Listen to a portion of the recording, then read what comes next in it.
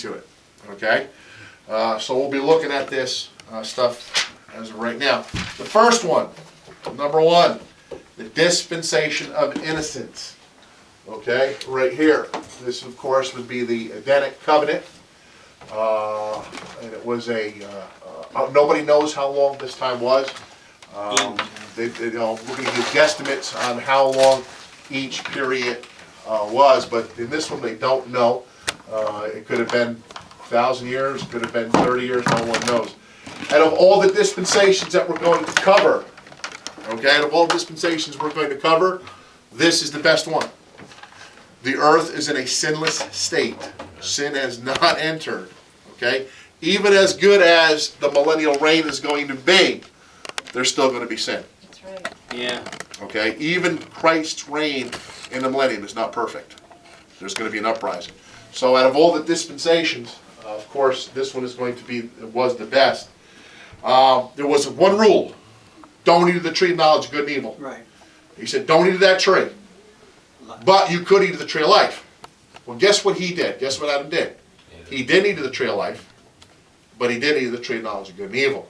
Yeah. It's like one of those things. You put a big red button in front of somebody, and you say, whatever you do, don't touch the big red button. What do you want to do? You want to touch that button because you want to know what's going to happen. All right? Don't look down, right? Don't write. What do you want to do? Touch the. Write your name or something. Everybody remember cement when you were a kid? Yeah. Right? Come on. You're writing your name in there. You know, your favorite rock group. Guy comes along. Hey, what are you doing? Right? You know. But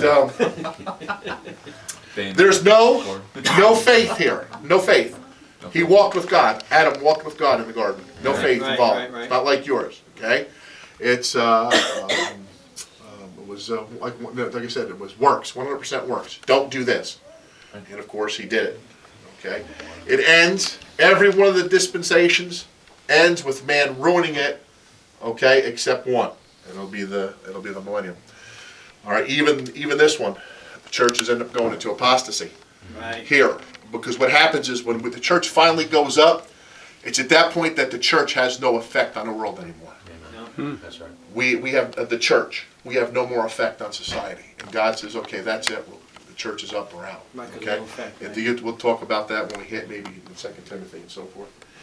Okay. All right. So it ends with rebellion. Of course, Adam, sin. All right. Now the next dispensation of conscience. Okay. Now, just so you realize that there's still no law yet. The law is here. Yep. So every man has a, guess what? Conscience. A conscience. Take your Bibles to Romans chapter 2. Okay? Now they know about sacrifices at this particular point because Adam lived to be at least 930 years old. And I'm sure, Cain and Abel, they knew about the sacrifices and they were told those things. But it's still based on conscience. Even up to now, even here, even when we get to here, all right, the Mosaic Law, Jews have the Mosaic Law, not the Gentiles. The Gentiles still are here up until Calvary because they're not Jewish. They don't have to keep the law. But they do have a conscience. Look at Romans chapter 2. So, at least you want to read the verse I need, please? Yes. For when the Gentiles which have not the law do by nature the things contained in the law, these having not the law are law unto themselves, which shew the work of the law written in their hearts, their conscience also bearing witness in their thoughts, the meanwhile accusing and excusing one another. Okay, so they have the law. They have their conscience. And that's what God judged a man by over here. So it's a little different. It's a little different at this point. Adam realizes, look at Genesis chapter 3, verse 10. He realizes something about himself now. He realizes shame, guilt. He never knew that before. He's naked, fear. These are experiences that he never had up until the fall.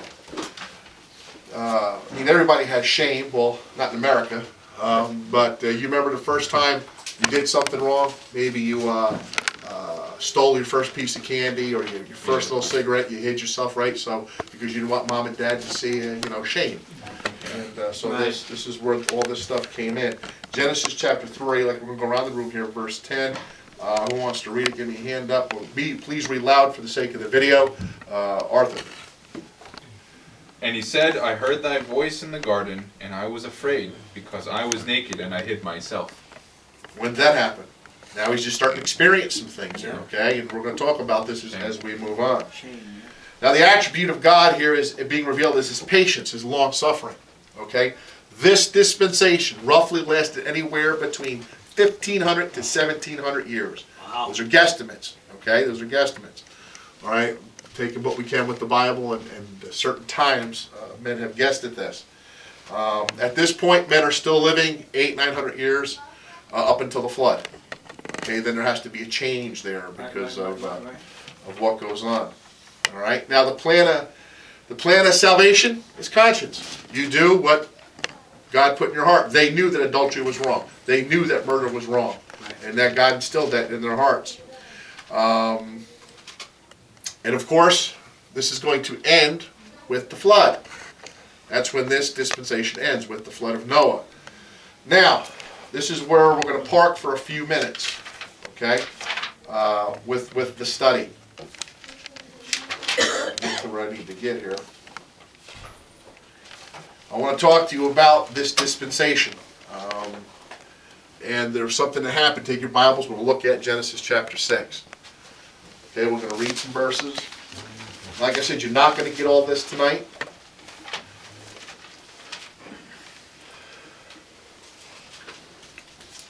Genesis chapter 6, we're going to read verse 1.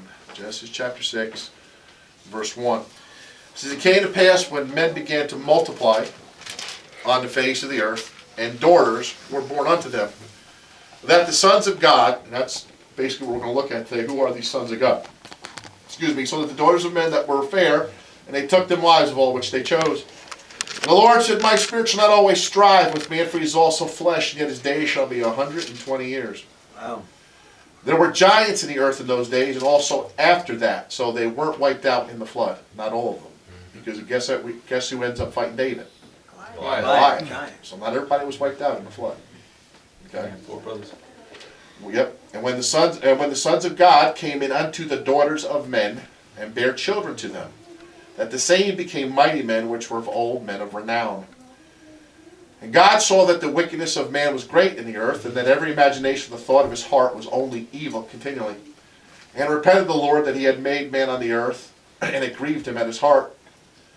And the Lord said, I will destroy man whom I have created from the face of the earth, both man and beast, and the creeping thing, and the fowls of the air, for it repenteth me that I have made them. Wow. But Noah found grace in the eyes of the Lord. Okay, now, the argument is, and it's very one that's been going on for a long time. Now, the argument is this. Who are the sons of God? And if it is, why is it important or isn't it important? Now, the basic argument is, well, the sons of God here are just the godly line of Seth. Anybody ever heard that? Okay? All right, that's one argument. Okay? The other argument is that they are not the godly line of Seth. They are angels. They are angels that came down and procreated.